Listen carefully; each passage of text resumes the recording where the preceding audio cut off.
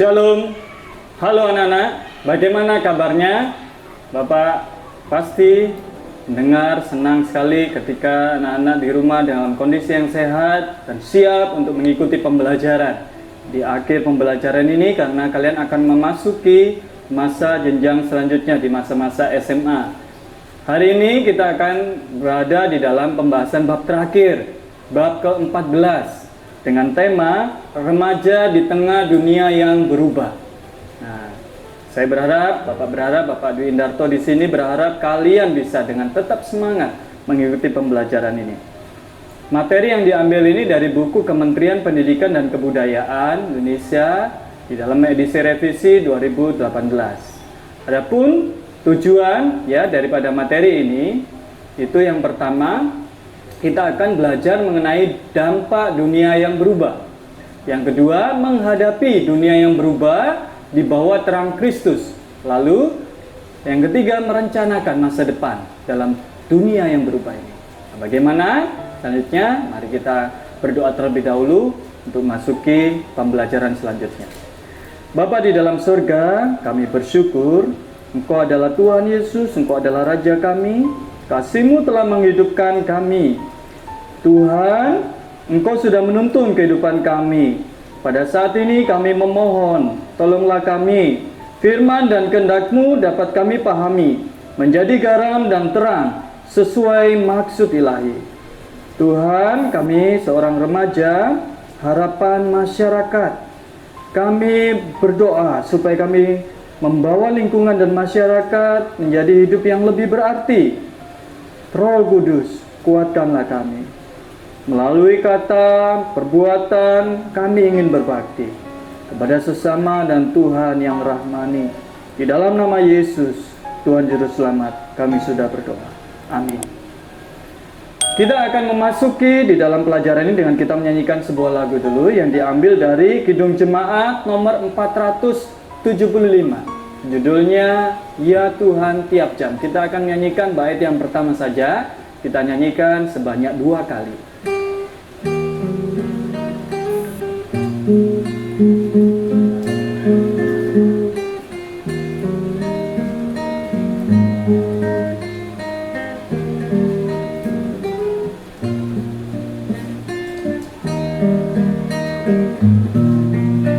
Ya Tuhan tiap jam ku memerlukan-Mu.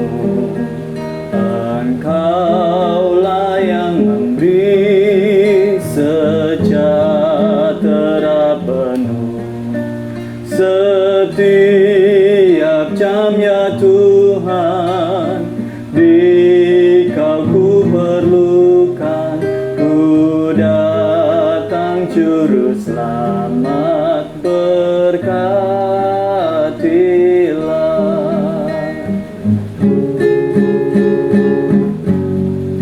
Ya Tuhan tiap jam ku memerlukan-Mu. Engkaulah yang memberi sejahtera penuh. Setiap jam ya Tuhan, di Kau ku perlukan. Ku datang Juru Selamat, berkatilah.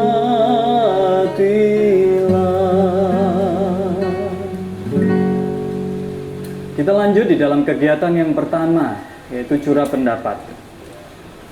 Dunia yang kita jalani sekarang ini adalah dunia yang telah mengalami perubahan dan sedang terus berubah dari waktu ke waktu.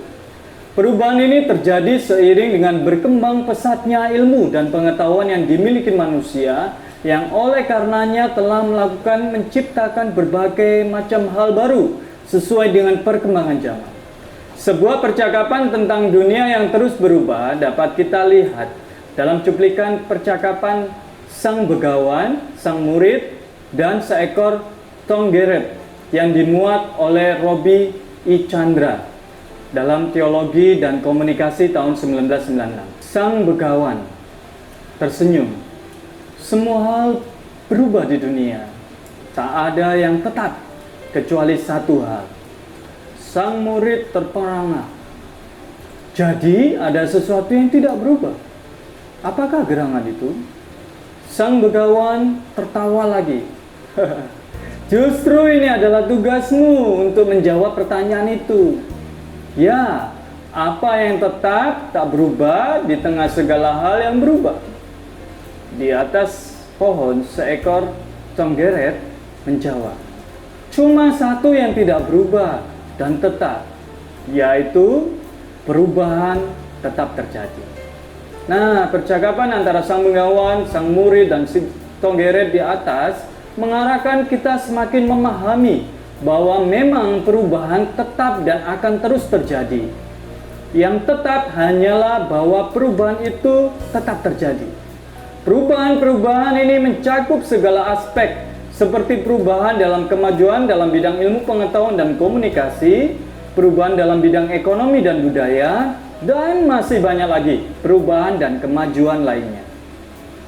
Setelah kamu menyanyikan lagu Kidung Jemaat nomor 457 tadi, ya Tuhan tiap jam, dan mendengarkan pengantar tentang dunia yang berubah, kemukakanlah pendapatmu tentang hal berikut. Yang pertama, bagaimanakah pendapatmu tentang percakapan antara sang begawan, sang murid, dan si conggeret? Nah, pendapatmu apa? Lalu apakah yang dimaksud dengan dunia yang berubah menurut kamu? Yang ketiga, tolong berikan contoh lingkunganmu yang mengalami perubahan. Nah, dari percakapan tadi, kita bisa melihat bagaimana ada suatu diskusi tentang apa yang berubah, apa yang tidak berubah. Dan tugas dari sang murid itu haruslah mencari. Dan akhirnya si conggeret itu apa? Menyampaikan bahwa yang tidak berubah adalah perubahan itu sendiri, ya. Perubahan akan terus terjadi. Jadi, apa di sana? Intinya bahwa dunia akan terus berubah. Perubahan akan terus berubah. Dunia ini tidak kekal, ya. Tidak ada yang abadi, semuanya akan berubah. Oleh karena itu, inilah dunia. Dunia itu tidak stagnan. Dunia itu terus berputar. Terus akan berputar dan berubah. Oleh karena itu kita harus mengikuti, bukan hanyut di dalam perubahan itu ya. Maksudnya mengikuti arus tidak, tetapi kita melihat mana yang baik ya kita ikuti, tetapi mana yang tidak baik ya kita harus lawan arus itu. Oleh karena itu coba contoh lingkunganmu yang mengalami perubahan apa. Misalkan dalam sekarang belajar juga berubah. Dulunya kita tidak bisa belajar itu maksudnya ya harus tatap muka gitu ya, tetapi karena pandemi ya kita harus berubah cara belajar ya. Kita harus jarak jauh seperti sekarang, hanya melalui streaming atau YouTube atau melalui online ya, dengan aplikasi ataupun peralatan gadget yang ada karena wabah virus COVID-19 ini.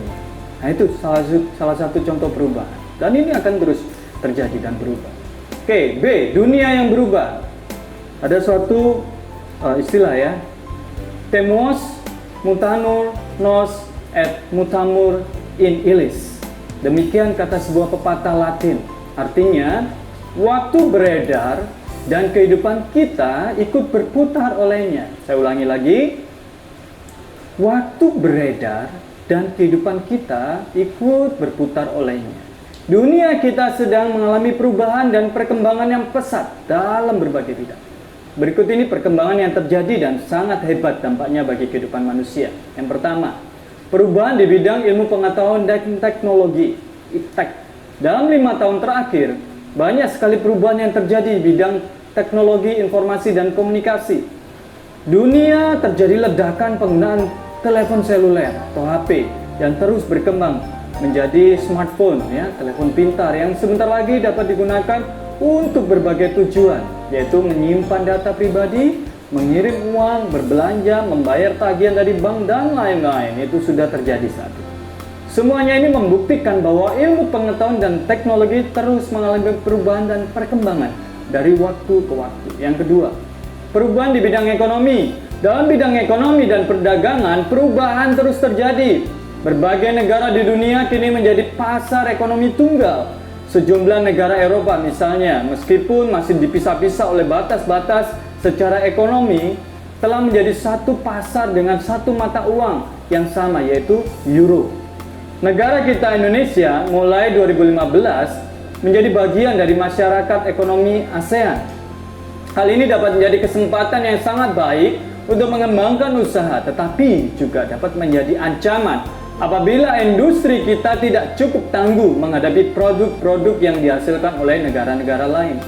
Yang ketiga, perubahan budaya atau peradaban. Perubahan yang sangat cepat di lingkungan kebudayaan antara lain disebabkan oleh semakin tingginya tingkat interaksi kita dengan bangsa-bangsa lain. Para wisatawan yang datang ke negara kita, arus informasi yang masuk lewat televisi, internet, dan lain-lain telah menimbulkan perubahan yang dahsyat dalam cara hidup masyarakat, warga masyarakat kita. Film-film Hollywood yang baru dan beredar, ya, hari ini sudah dapat ditemukan bajakan atau kembingan filmnya di berbagai tempat di Indonesia. Yang keempat, perubahan pandangan dan nilai-nilai hidup. Perubahan membuat pandangan hidup manusia pun turut berubah. Di satu pihak ada orang-orang yang tenggelam dalam materialisme, hedonisme, mementingkan kekayaan materi dan pemuasan nafsu jasmani.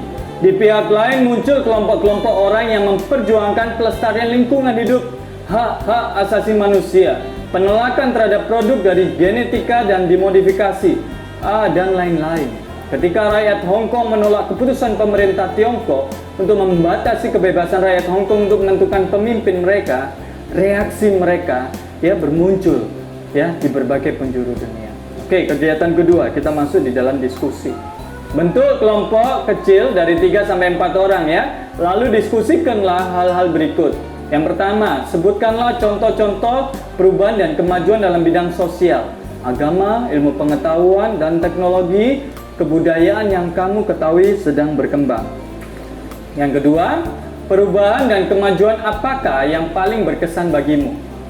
Yang ketiga, siapkanlah sebuah semboyan tentang komitmen kelompok menjadi berkat bagi lingkungan yang berubah. Tampilkan sebelum kamu mempresentasikan hasil diskusi kelompok itu. Yang keempat, presentasikanlah hasilnya di depan kelas kalian, baik kelas mungkin online ataupun kelas nanti kalau tatap muka. Lalu beri tepuk tangan untuk kelompok yang baru saja selesai menampilkan hasil diskusi kelompok ya. Di online pun juga bisa ya tepuk tangan. Nah, jawabannya misalkan contoh di dalam bidang teknologi seperti yang tadi sudah dibahas. Bagaimana kita mengalami perubahan belajar. Lalu itu berkembang ya. Ini akhirnya bagi saya juga berkesan. Karena apa? Saya akhirnya bisa menyampaikan materi ajar walaupun di berbagai tempat sekolah yang saya ajar. Jadi saya kumpulkan jadi satu. Nah itu kemajuan. Jadi saya tidak perlu keliling, tidak perlu capek-capek, hanya cukup di satu tempat. Lalu dari sini saya mulai bisa apa? Mengerti, memahami ya. Sekarang itu harus berpikir atau bekerja itu bukan hanya sekedar kerja keras, tetapi harus kerja cerdas. Nah itu bisa menjadi apa? Suatu komitmen atau suatu slogan ya. Dari sana kita bisa akhirnya menyampaikan materi dengan baik dan akhirnya kita masih tetap berinteraksi belajar seperti sekarang. Oke, itu bisa ya. Kalian bisa melakukan semboyan ataupun hal-hal yang lain, kalian bisa kerjakan itu dengan baik. Yang C, berbagai dampak dunia yang berubah. Perubahan dunia dalam berbagai aspek tentu telah membawa dampak tersendiri bagi setiap kita yang mengalami dan merasakan perubahan tersebut. Perubahan dan perkembangan yang terjadi di berbagai bidang dapat mengarahkan kita menjadi pribadi-pribadi yang aktif dan efektif, namun juga dapat sebaliknya. Berikut ini adalah beberapa dampak positif dan negatif dari dunia yang terus berubah. Yang pertama, dampak positif. Ada kemajuan-kemajuan di bidang ilmu pengetahuan, ekonomi, dan budaya yang perlu dihargai. Perubahan-perubahan dan kemajuan dalam bidang teknologi informasi dan komunikasi telah mempermudah komunikasi kita dengan orang lain, bahkan juga dengan mereka yang tinggal di luar negeri. Banyak informasi yang kita dapat di dalam internet. Kalau kamu dapat mendapatkan akses ke pelayanan internet di tempat kamu, maka kita dapat macam-macam. Searching, ketik ini aja langsung muncul banyak ya. Banyak petani dan pedagang yang diuntungkan oleh hadirnya internet karena mereka dapat berdagang atau bertransaksi secara murah lewat internet. Di bidang agama, penyebaran informasi tentang setiap agama dapat dilakukan dengan mudah oleh kehadiran pelayanan internet ini. Di bidang kesehatan, kita sangat terbantu dengan adanya peralatan medis seperti MRI ya, scan ya, magnetic resonance imaging yang sangat canggih dan menolong para dokter dan petugas medis untuk menemukan berbagai macam masalah di bidang manapun di tubuh kita, termasuk otak, sumsum tulang belakang, tulang, persendian, jantung, dan urat darah kita. Berbagai organ lainnya seperti hati, kandungan, kelenjar prostat. MRI scan dapat menolong seorang dokter mendiagnosis kondisi tubuh kita dan merencanakan perawatannya. Di dunia komunikasi, kita tidak pernah saling terhubung dengan begitu baik dengan siapapun juga. Tapi berkat adanya satelit, telepon genggam atau HP internet, ya, memungkinkan kita berbicara lewat lawan bicara sambil melihat wajah di depan komputer kita, langsung video call ada ya. Kemajuan di dunia bidang transportasi membuat kita dapat segera mengunjungi sanak keluarga kita dari kota atau negara lain apabila terjadi keadaan mendesak. Masih banyak dampak positif lainnya yang juga sangat bermanfaat dan meningkatkan kesejahteraan hidup manusia. Nah, yang kedua ini dampak negatif. Perkembangan dan perubahan yang terjadi tidaklah selalu berdampak positif. Perubahan-perubahan itu dapat membuat orang mengabaikan aspek-aspek kehidupan yang lain seperti kasih, keadilan, penghargaan akan waktu, kepedulian terhadap sesama, bahkan telah menggeser Tuhan dalam kehidupannya. Dari Xiaofou ya, ini baca ya, Xiaofou yang mengalami koma selama 15 tahun dari 1990 hingga 2005 dipertahankan oleh keluarganya yang yakin bahwa Terry dapat disembuhkan dan kembali hidup meskipun banyak dokter yang mengatakan hal itu tidak mungkin karena kondisinya sudah berada pada tahap vegetatif, hanya bertahan karena diberikan makan seperti tanaman. Kemajuan teknologi dan informasi juga dapat mengubah kita menjadi pribadi-pribadi yang kurang menghargai proses, hanya menekankan hasil, karena semuanya harus serba cepat dan instan. Itu contoh-contohnya. Televisi dan internet juga dapat merenggangkan hubungan kita dengan orang lain. Ini hal-hal yang negatif ya. Hal selain itu, apa yang tersedia lewat berbagai media tersebut seringkali ditampilkan apa adanya, tanpa penyaringan terlebih dahulu. Akibatnya, seringkali anak-anak kecil, remaja dapat menemukan tayangan-tayangan yang tidak sesuai dengan tingkat usianya. Misalkan ada kekerasan atau pornografi yang cenderung membuat orang tidak menghargai sesamanya sebagai citra gambar Allah atau imago Dei. Belum lagi berbagai informasi palsu yang berisi petunjuk kesehatan atau cara meningkatkan kekayaan yang isinya bohong dan malah dapat merugikan diri kita. Banyak tantangan yang harus dipikirkan secara serius oleh orang Kristen yang mempunyai kapasitas untuk melakukan transformasi ataupun perubahan, terutama melalui pendidikan. Tantangan-tantangan tersebut dapat kita identifikasi antara lain. Yang pertama, bidang informasi berkembang pesat, bahkan terjadi lonjakan informasi. Misalnya di bidang teknologi, informasi dan komunikasi. Ya, contoh DVD, pertumbuhan telepon seluler dan komputer atau laptop saat ini. Berbagai informasi tersebut tidaklah bebas nilai. Artinya, berbagai informasi dan produk-produk itu tidak 100% mengandung kebenaran. Bahkan sebagian menyesatkan. Sayangnya arus informasi ini membanjir dan mudah diakses oleh anak-anak remaja. Yang kedua, B. Dunia menjadi satu kesatuan ekonomis. Fenomena ini menjadikan berbagai bangsa saling tergantung. Pada tahun 2020, setiap eksportir dan produsen dapat bebas bergerak ke berbagai negara. Tidak ada perlakuan berbeda atau istimewa terhadap produsen dari luar maupun dari dalam negeri. Yang ketiga, semakin banyak negara yang tersisih secara sosial dan ekonomis. Dunia akan mengalami lonjakan kemiskinan, kelaparan, dan tunawisma. Badan Internasional UNICEF memprediksi bahwa beban hutang yang dialami oleh negara menyebabkan banyak anak dan remaja menderita dan mengalami kematian. Banyak anak putus sekolah dan berpeluang menjadi pengangguran. Yang keempat, berkembangnya nilai-nilai moral yang kacau karena munculnya industri pornografi secara besar-besaran yang dapat diakses baik oleh anak-anak maupun orang dewasa. Di pihak lain, korupsi merajalela dengan sangat dahsyat dan dianggap sebagai bagian yang wajar. dari hidup bangsa ini. Yang kelima, menguatnya sekularisme. Sekularisme adalah pandangan yang menganggap agama tidak penting, karena segala sesuatu dapat dijelaskan oleh akal dan ilmu pengetahuan. Pemahaman ini muncul pertama kali ketika orang-orang berusaha memisahkan urusan negara dengan agama. Di abad pertengahan, agama terlalu banyak mencampuri urusan negara, sementara sebaliknya, politikus juga mencampuri urusan-urusan agama. Pada perkembangannya, sekularisme menjadi dasar untuk modernisasi, namun dalam bentuknya yang lebih ekstrim.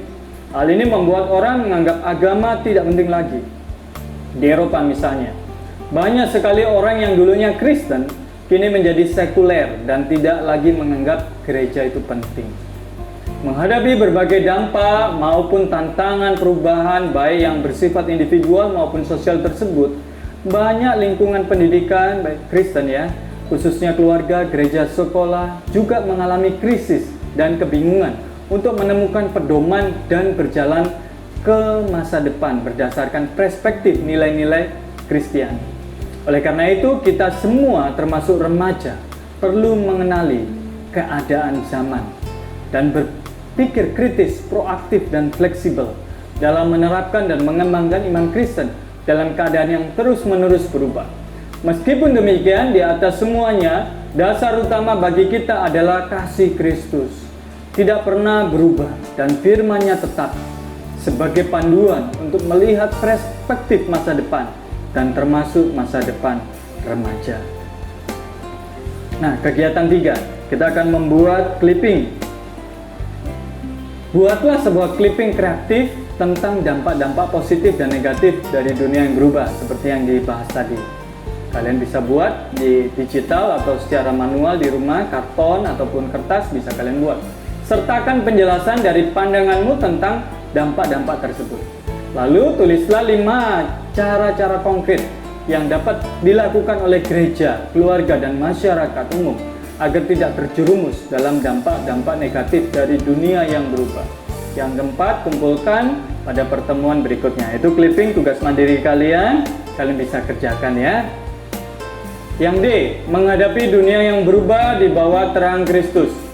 Setiap orang Kristen merupakan bagian dari dunia yang terus berubah, bahkan merupakan pelaku perubahan itu sendiri. Terhadap perkembangan dan kemajuan yang terjadi dalam dunia sekarang ini, sebagai umat Kristiani, kamu perlu untuk bersyukur dan memahami bahwa kemajuan-kemajuan tersebut dapat terjadi hanya karena atau atas prakarsa Tuhan sendiri, lewat manusia yang mengusahakan berbagai kemajuan tersebut. Kita harus memahami bahwa dalam hal ini, Tuhan memiliki rancangan yang baik atas segala perubahan dan kemajuan yang terjadi. Di tengah-tengah dunia yang berubah, memang tidak mudah untuk tetap hidup di bawah terang Kristus. Hampir setiap saat kita diberhadapkan dengan berbagai kenikmatan dunia, hasil dari perkembangan dan kemajuan di berbagai bidang yang tidak hanya dapat membawa pengaruh positif, tetapi juga dapat menyeret setiap kita terperangkap dalam perilaku-perilaku hidup yang tidak sesuai dengan kehendak Tuhan. Oleh sebab itu, prinsip pertama yang harus kita lakukan untuk menghadapi dunia yang berubah adalah menjadi orang Kristen yang berbeda. Berbeda artinya mampu menjadi pribadi-pribadi yang tetap mencerminkan Kristus di tengah dunia yang berubah, menjalani kehidupan Kristen yang berbeda. Nah, ini dilukiskan dan dalam penegasan Tuhan Yesus kepada kita, yaitu kita menjadi garam dan terang dunia. Mari kita baca sama-sama dalam Matius pasal yang kelima ayat 13 sampai 14. Bersiapkan Alkitabnya, kita baca terlebih dahulu. Matius pasal yang kelima ayat 13 dan 14 tentang garam dan terang dunia. Kamu adalah garam dunia. Jika garam itu menjadi tawar, dengan apakah ia diasinkan? Tidak ada lagi gunanya selain dibuang dan diinjak orang. Ayat 14, kamu adalah terang dunia. Kota yang terletak di atas gunung tidak mungkin tersembunyi. Nah, ini saja ya di dalam pembacaan kita, Matius pasal 5 ayat 14 dan 13 dan 14 maksudnya. Karena itu prinsip kedua yang harus kamu jalankan adalah betul-betul secara efektif melakukan kehendak Tuhan dan menjadi garam dan terang dunia. Penegasan ini sesungguhnya menggambarkan setiap kita memiliki potensi untuk memberi pengaruh dan rasa yang berbeda di tengah dunia yang berubah. Garam hanya akan dapat dirasakan manfaatnya jika garam tersebut larut dan memberi rasa asin. Hal itu menuntut sebuah kekuatan, kebersamaan bagi setiap orang Kristen untuk bersama-sama membangun semangat dan langkah untuk menggarami lingkungan di sekitarnya yang mungkin telah dipengaruhi oleh berbagai dampak negatif. Hal ini dapat kita wujudkan secara bersama lewat komunitas-komunitas yang ada di sekitar, seperti gereja, keluarga, dan komunitas lainnya. Baik secara pribadi maupun dalam kebersamaan. Kita dapat menjadi garam lewat sikap hidup yang memberi makna bagi sesama, menjadi terang. Berarti masing-masing kita harus menjadi sesuatu yang berbeda, yang dapat dilihat orang. Karena kita dan keseluruhan hidup kita adalah terang yang percaya dapat disaksikan oleh orang banyak di sekitar dan menuntun mereka kepada kebaikan. Faktanya, banyak orang Kristen yang hidupnya tidak menjadi garam dan terang dunia. Hidupnya sama saja dengan manusia di sekitarnya, terjebak dalam gaya hidup modern yang negatif dan destruktif.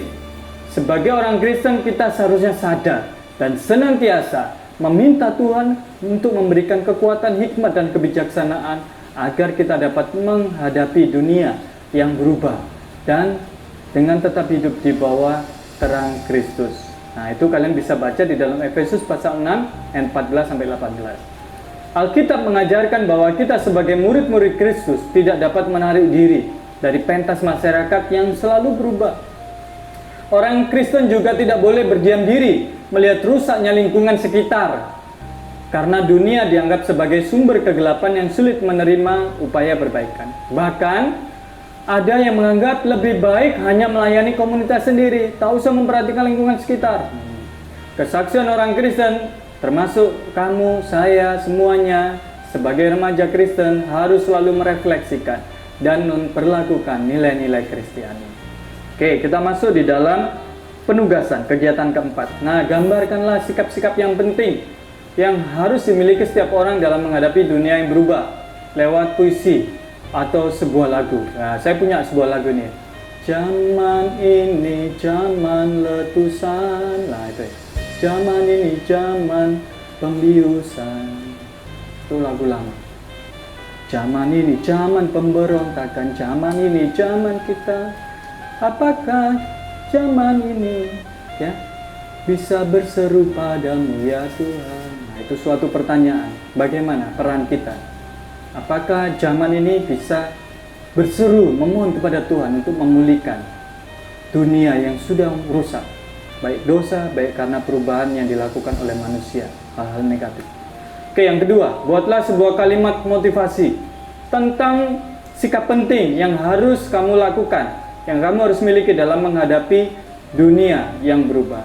Nah, misalkan apa? Contohnya, ketika kita di dalam kehidupan Kristen ini, kita harus hidup apa? Rajin belajar. Kita harus hemat. Nah, misalkan contohnya seperti itu. Sehingga kita tidak membuang-buang energi atau kita bisa memanfaatkan berbagai macam barang, kita bisa daur ulang supaya kita tidak merusak lingkungan. Misalkan seperti itu. Semakin belajar, semakin kita tahu ilmu, semakin kita mengembangkan ilmu itu tujuannya untuk kita mengelola, mengatur dunia, alam semesta yang Tuhan sudah titipkan kepada kita. Nah, coba perhatikan gambar slide di samping ya. Remaja Kristen menghadapi masa depan dapat menjadi agen perubahan masyarakat, libatkan Tuhan, pasti bisa. Ini contoh dari gambar ya, seorang yang berpikir, merenung, lalu dia berkomitmen. Saya bisa. Nah, oke. Yang kita masuk dalam merencanakan masa depan dalam dunia yang berubah. Kita adalah bagian dari komunitas kita. Mulai dari keluarga sebagai komunitas yang paling kecil, sekolah dan masyarakat. Ya, dalam kehidupan Kristiani, komunitas yang mempersatukan kita adalah komunitas gereja. Dalam komunitas apapun kamu berada, pada hakikatnya kamu berada di tengah-tengah dunia yang berubah. Kita perlu bersikap kritis terhadap perubahan dan perkembangan yang ada. Artinya, setiap perkembangan maupun kemajuan seharusnya tidak diterima begitu saja. Kita harus berani mempertanyakan menguji dan menganalisis perubahan-perubahan yang sedang terjadi. Nah, itu kalian bisa baca 1 Yohanes 4 ayat 1 ya. Kalian bisa baca itu. Ini tidak berarti bahwa kita harus melawan perubahan. Sebaliknya, kita harus berani membuka diri terhadap perubahan, menyelidikinya, kemudian mengambil keputusan untuk memilih mana yang patut untuk diikuti dan mana yang tidak. Tanyakanlah, apakah yang akan saya lakukan terhadap perkembangan dan kemajuan ini? Atau apa artinya perkembangan dan kemajuan ini bagi saya? Atau apakah sisi positif dan negatif dari perubahan ini? Apa maksud Tuhan dengan semuanya ini? Nah, itu banyak pertanyaan ya yang kita bisa coba pikirkan, renungkan. Tuhan Yesus dalam Matius pasal 16 ayat 3b berkata, "Rupa langit kamu tahu membedakannya, tetapi tanda-tanda zaman tidak." Hal ini menegaskan kepada kita semua untuk peka terhadap keberadaan dan tugas kita di dunia yang berubah sekarang ini. Berikut ini adalah tugas-tugas yang harus disadari remaja di tengah-tengah dunia yang berubah. Yang pertama, sadar akan waktu. Kita masing-masing diciptakan dalam kurun waktu tertentu dan waktu tersebut berbicara tentang dua hal, yaitu waktu di awal kamu lahir dan waktu di mana kamu akan berakhir di dunia ini. Kita tidak tahu kapan tiba waktunya hidup kita akan berakhir di dunia ini. Oleh sebab itu, selagi masih diberi kesempatan oleh Tuhan untuk hidup dan berkembang, setiap remaja Kristen harus menyadari bahwa waktu adalah pemberian Tuhan. Memaknainya adalah kesempatan untuk melakukan banyak hal yang positif, memanfaatkannya dengan baik di tengah dunia yang terus berubah. Yang kedua, mengenal dunia yang berubah. Kita harus mengenal bagaimana dunia berubah dengan cepat setiap saat. Dengan mengenal konteks dunia, kita diharapkan mampu menjadi pribadi yang aktif, berperan untuk menghadirkan perubahan yang signifikan dan berkat bagi dunia. Sejak revolusi industri, manusia telah berusaha untuk menghasilkan sesuatu yang baru. Alexander Graham Bell, penemu telepon; Thomas Alva Edison, penemu bohlam lampu; Marie Curie, penemu radioaktif, adalah orang-orang yang bekerja keras dan berkorban diri untuk mengenal dunia dan berhasil membawa perubahan dan berkat bagi kita semua. Di masa kini, ada orang-orang seperti Bill Gates, ya, Steve Jobs, menghabiskan banyak sekali waktu mereka untuk mengembangkan teknologi komputer, sementara Larry Page dan Sergey Brin mengembangkan salah satu mesin pencari terbesar di dunia internet, atau Google. Nah, mereka adalah orang-orang yang berhasil mengenali dunia yang berubah dan menguak berbagai kemungkinan baru bagi hidup dunia ini. 3. Menerima tantangan dunia yang berubah. Setiap zaman memiliki tingkat pergumulan dan tantangannya tersendiri. Akan sangat bijaksana bila setiap kita dapat menerima tantangan di dunia yang berubah. Bukan hanya menerima segala kemudian di dalamnya. Ingatlah ya, masa remaja adalah masa di mana setiap remaja mengalami pertumbuhan secara signifikan. Remaja sangat mungkin untuk merencanakan berbagai macam hal untuk membangun masa depannya dan menyumbangkan sesuatu bagi lingkungannya. Merencanakan masa depan bagi remaja memang sangat penting dilakukan supaya sejak awal dapat menentukan langkah-langkah untuk mencapainya. Memang seringkali perencanaan tidak berjalan mulus atau hasilnya tidak sesuai dengan yang direncanakan. Meskipun demikian, dalam keadaan yang terus berubah, kita membutuhkan panduan yang jelas kemana langkah kita diarahkan. Ya, pada saat yang bersamaan kita juga dipanggil oleh Sang Guru sejati yaitu Kristus Yesus agar kita meneladani hidup dan karyanya menjadi berkat bagi lingkungan kita. Berbagai langkah praktis untuk menentukan masa depan dapat diidentifikasi berbagai aspeknya sebagai berikut. Yang pertama, melibatkan Tuhan dalam perencanaan. Seringkali kita lupa untuk melibatkan Tuhan dalam rencana kita. Sering kita lupa bahwa ada faktor lain yang lebih berkuasa, yaitu Tuhan yang turut mengatur, mengarahkan, dan menjadikan realistis berbeda dan tidak sesuai dengan rencana kita semula ya. Ingatlah pepatah yang mengatakan, manusia merencanakan, namun Tuhan yang menentukan. Sebaliknya, jika kita melibatkan Tuhan dalam perencanaan, dan apabila Tuhan berkenan campur tangan, ya istilahnya Tuhan turun, Tuhan mengintervensi, maka kita akan melihat dan mengakui bahwa apa yang kita dapatkan merupakan karunia yang terbaik dalam hidup kita. Yang kedua itu realistis. Harapan atau cita-cita masa depan remaja haruslah sesuai direncanakan secara realistis. Artinya berusaha mencapainya melalui cara, pendekatan, dan strategi tertentu. Harapan dan cita-cita yang tidak realistis pada akhirnya akan menyebabkan kekecewaan dan dapat menimbulkan frustasi. Kita juga sering tidak menyadari kelebihan dan keterbatasan diri kita sendiri.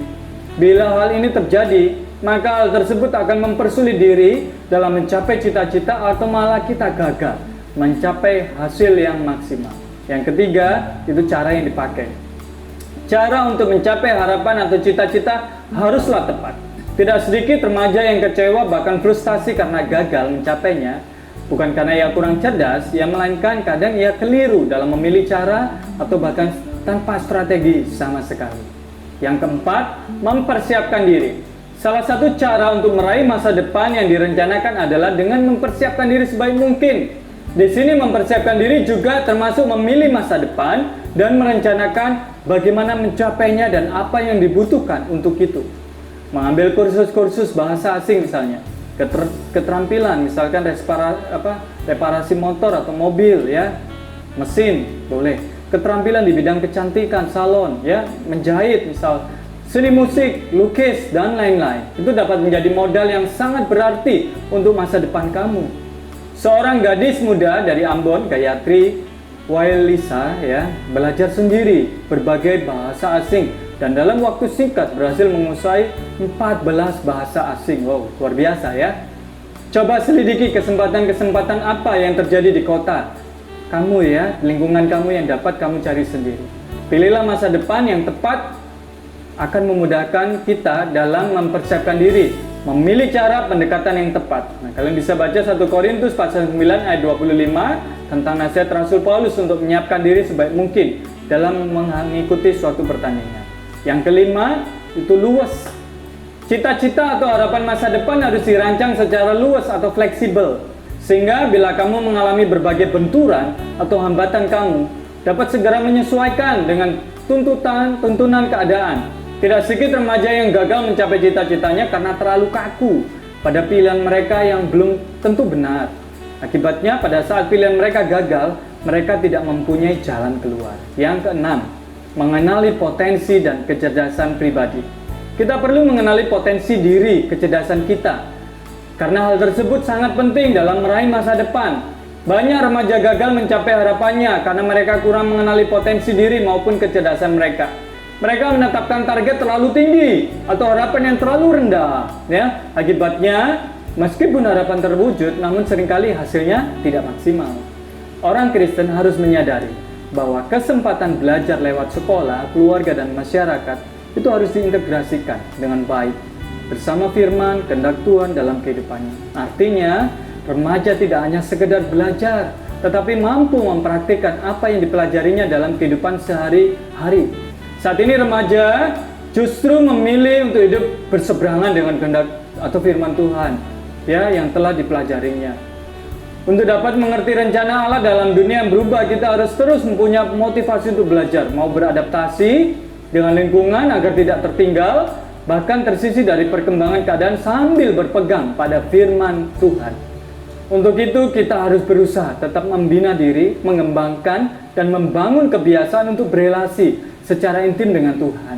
Dengan cara itulah remaja dapat menemukan rencana Allah dalam hidupnya. Oke, kegiatan kelima, kita masuk di dalam membuat komitmen. Ya, kalian buka di dalam Efesus pasal 5 ayat yang ke-15 dan 16. Kitab Efesus pasal yang kelima ayat yang ke-15 dan 16. Saya akan bacakan di sini. Karena itu perhatikanlah dengan seksama bagaimana kamu hidup, janganlah seperti orang bebal, tetapi seperti orang arif, dan pergunakanlah waktu yang ada karena hari-hari ini adalah jahat. Nah, itu kalian bisa isi titik-titiknya di sana. Bagaimana pengalamanmu berkaitan dengan ayat ini? Ya, saya dulu waktu remaja juga itu hampir terjerumus waktu kelas 8 ya, di dalam pergaulan istilahnya pergaulan bebas, merokok misalnya. Oh, SMP sudah diajarin merokok.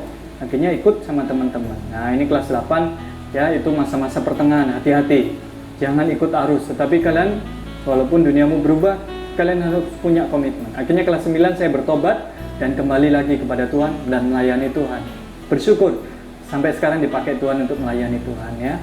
Bagaimana pengalaman kalian? Ya masing-masing kalian bisa tulis ya. Lalu ambillah waktu 2 atau 3 menit untuk merenungkan keberadaan dirimu di tengah dunia yang berubah sekarang ini.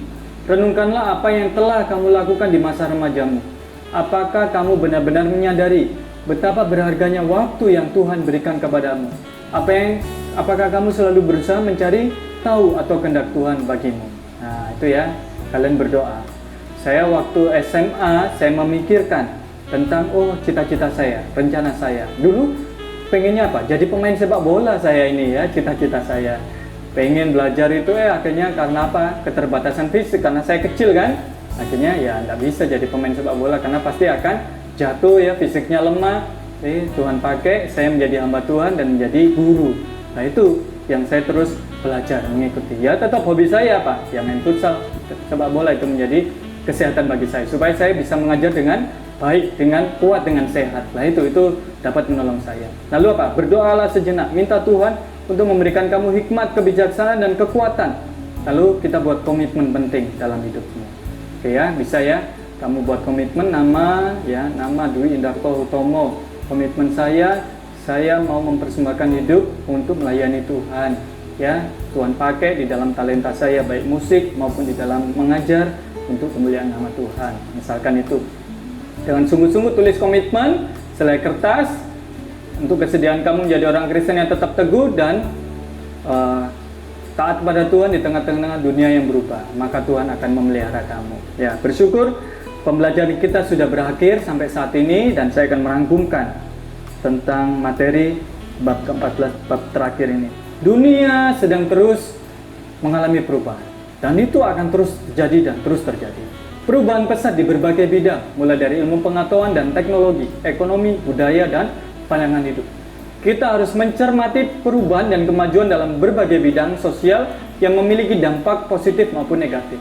Dengan analisis yang tajam, kita harus mampu menentukan pilihan selaku anak-anak Tuhan, menjadi berkat bagi lingkungan kita. Pada saat yang sama, kita akan memperkuat iman dan mengambil tindakan yang berkenan kepada Tuhan. Orang Kristen harus peduli pada lingkungan, mempersiapkan masa depannya yang sungguh-sungguh dan merencanakan masa depan itu sangat perlu memperlibatkan Tuhan. Sehingga hasilnya dapat menjadi berkat bagi diri sendiri, masyarakat sekitar, dan terlebih khusus kemuliaan nama Tuhan. Jangan sampai kita tersisih dan tertinggal dalam proses globalisasi ini. Oke, yang terakhir kita baca dan hafalkan. Saya akan bacakan buat kita sekalian, demikian bunyi firman Tuhan. 1 Timotius pasal 4 ayat 11 dan 12. Beritakanlah dan ajarkanlah semuanya itu. Janganlah seorang pun menganggap engkau rendah karena engkau muda. Jadilah teladan bagi orang-orang percaya dalam perkataanmu, dalam tingkah lakumu, dalam kasihmu, dalam kesetiaanmu, dan dalam kesucianmu. Itu kalian nanti bisa menjadi ayat mas, kalian ingat-ingat ini. Dengan teman di kelompokmu, di sampingmu, diskusikan arti ayat ini ya.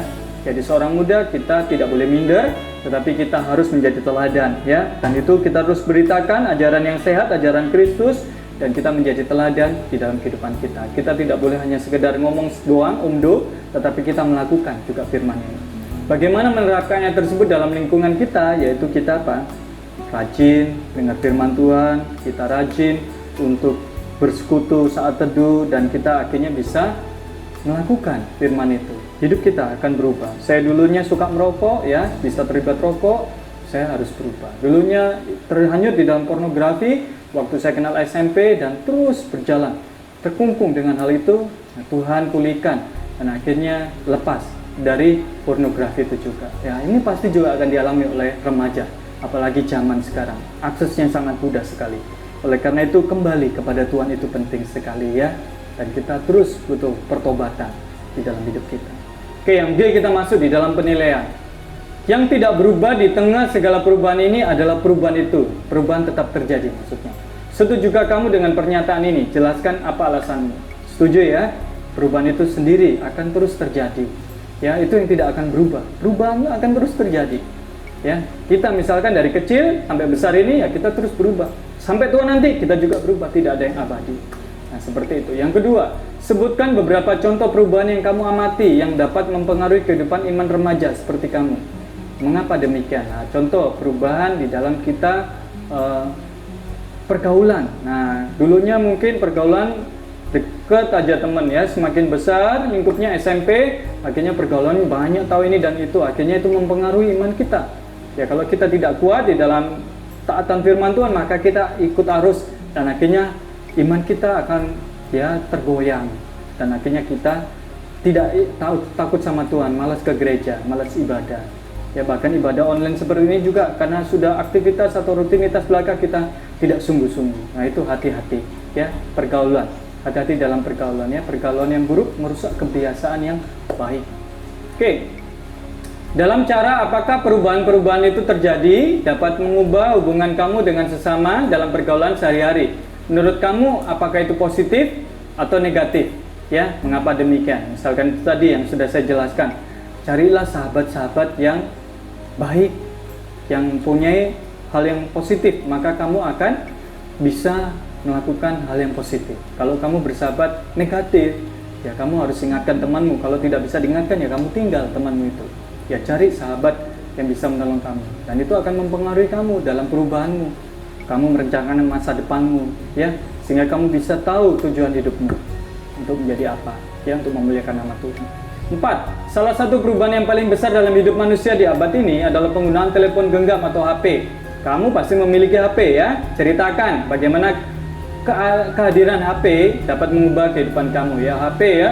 Semua kita tunduk bahwa lihat gitu ya, keketek HP terus ya. Apalagi sekarang zamannya online ya, belajar serba online, segala sesuatu ibadah online. Ya, lihat HP. Itu akan membuat kita cuma lihat HP ya. Akhirnya tidak berinteraksi, maksudnya dengan sesama, sosial ini ya. Sosialnya cuma di medsos itu aja. Dan kadang-kadang itu menipu, ya, hati-hati.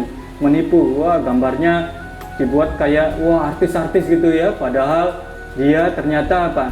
Wah, orangnya enggak karu-karuan hidupnya ya, tidak, itulah pokoknya banyak hal yang tidak real ya di dalam dunia sosial, istilahnya medsos itu ya. Kalian harus memiliki kehidupan yang real ya, dan itu nyatakan. Nah, bolehlah di HP boleh, medsos itu memang zamannya sekarang, tetapi jangan batasi hanya ada di HP, tetapi gunakan juga interaksi dengan sosial. Walaupun mungkin saat ini masih jaga jarak ya dengan teman-temanmu, kalian bisa pakai HP itu, bisa buat telepon, bisa buat video call, atau bisa buat sapa semuanya. Kalau ada waktunya nanti ke depan bisa bertemu ya bertemu gitu ya, supaya kita bisa menjadi makhluk sosial ini, kita bisa berinteraksi dengan baik. Yang kelima, dengan cara apakah perubahan-perubahan mutakhir dalam kehidupan, perkembangan teknologi, ekonomi dan lain-lain ya, mengubah kehidupan persekutuan remaja di gerejamu, apakah itu menguntungkan atau merugikan? Jelaskan pendapatmu. Nah, mungkin dulunya itu memang merugikan ya, tetapi dalam masa pandemi ternyata itu juga menguntungkan ya, sehingga kita masih bisa berinteraksi, kita bisa beribadah. Oleh karena itu, kita harus apa? Menjelaskan tentang pendapat kita bahwa perubahan, perkembangan itu akan membuat kita semakin kita mengerti, oh ini bisa digunakan dengan hikmat bijaksana untuk kebutuhan yang baik ya. Kalau memang tidak baik ya kita tinggalkan. Nah, seperti itu ya. Oke, kita akan akhiri dengan kita menyanyikan sebuah lagu dari Arvin G dan Edward Chen ya. Nyanyian penutup Ini Aku di Hadapanmu ya. Lagu ini tuh mengisahkan tentang pergumulan Edward Chen ini ya, di dalam dia mengikuti Tuhan, mengenal Tuhan, dan akhirnya dia bisa belajar untuk masuk di dalam rencana Tuhan yang semuanya indah dan baik. Gunakan semua teknologi, gunakan semua alat yang manusia ciptakan, itu hanya untuk kemuliaan nama Tuhan, dengan bijaksana, dengan bertanggung jawab. Kita nyanyikan lagu Ini Aku di Hadapanmu.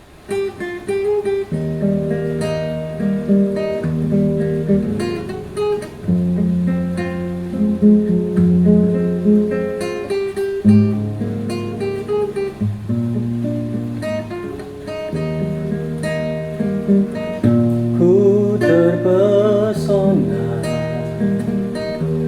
melihat semua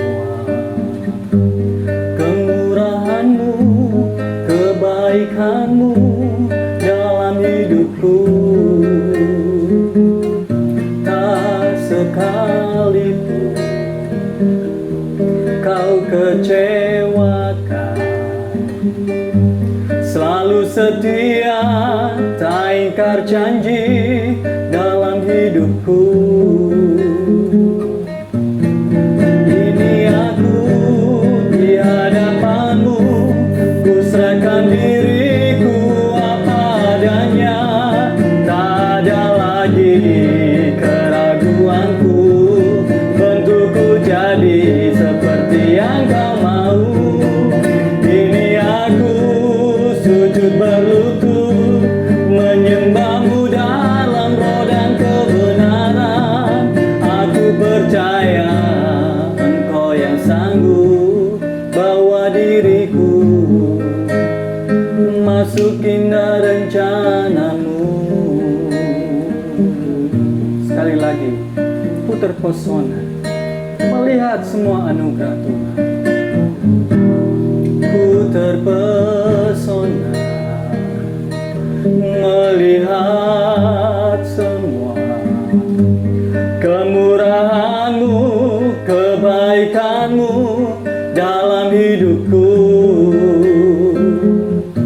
Tak sekalipun kau kecewakan.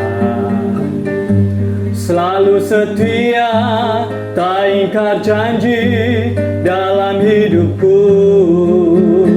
Oh, ini aku di hadapanmu, ku serahkan diriku apa adanya. Tak ada lagi keraguanku, bentukku jadi seperti yang kau mau. Ini aku sujud berlutut, menyembahmu dalam roh dan kebenaran. Aku percaya Engkau yang sanggup bawa diriku masuk indah rencanamu. Ini aku di hadapanmu, ini aku di hadapanmu, ku serahkan diriku apa adanya. Tak ada lagi keraguanku, bentukku jadi seperti yang kau mau. Ini aku sujud berlutut, menyembahmu dalam roh dan kebenaran. Aku percaya Engkau yang sanggup bawa diriku masuk indah rencanamu. Aku percaya Engkau yang sanggup bawa diriku masuk indah rencanamu.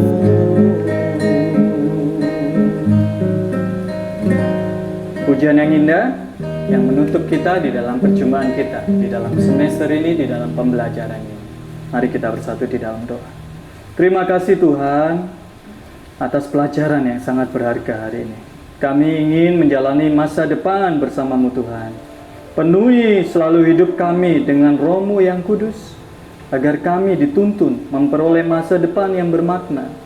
Ajar kami untuk selalu berpegang teguh pada firman kehendak-Mu. Tolong kami, karena kami ingin menjadi berkat di tengah dunia yang berubah. Kami rindu untuk menjadi remaja yang melakukan kehendak-Mu. Dengan sadar lewat sikap, pikiran, dan perbuatan, kami ingin memuliakan nama-Mu. Karena Kristus Yesus, anak-Mu yang memberikan hidup bagi kami. Demi nama-Mu kami berdoa. Amin. Terima kasih untuk pembelajaran di dalam pembelajaran agama Kristen. Kalian begitu setia di dalam mengikutinya. Tetap semangat dan sampai berjumpa di dalam pertemuan-pertemuan selanjutnya. Di dalam masa-masa pembentukanmu di sekolah tingkat lebih tinggi, di masa-masa SMA, SMK. Tetap setia kepada Tuhan. Jangan lupakan Tuhan di dalam kehidupan. Tetap hidup bersama Tuhan. Soli Deo Gloria. Tuhan Yesus memberkati.